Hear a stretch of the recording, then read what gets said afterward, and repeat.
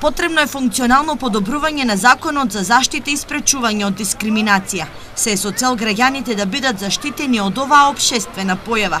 Треба да се направат одредени дополнувања, посебно во делот кој што се однесува на основите по кој може да се изврши дискриминацијата, беше речено на денешната трибина. Дискриминацијата е општествена појава која се наоѓа во речиси сите сегменти. Таа не го заобиколува и образовниот систем. Облеката, патиките или ранците во училиштата се едни од најчестите мотиви за појава на дискриминација меѓу учениците.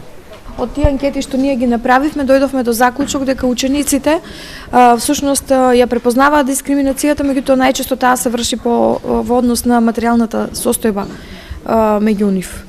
Значи немаме некоја дискриминација по етничка основа, по верска основа, но значи ова беше како една од причините кои што може да бидат причина за дискриминација. Покрај економската, етничката и сексуална определба во поново време се поактуелна е и политичката дискриминација. Законот како основ за дискриминација го наведува и политичката определба, односно не политичка определба, веројатно сега со новиот закон ќе биде сменет тој термин, претпоставувам како политичко убедување, бидејќи не мора секојаш граѓаните да бидат членови на одредена партија, пак да се чувствуваат дискриминирани, доволно е да имаат одредено политичко убедување и да биде евентуално тоа причина за дискриминација.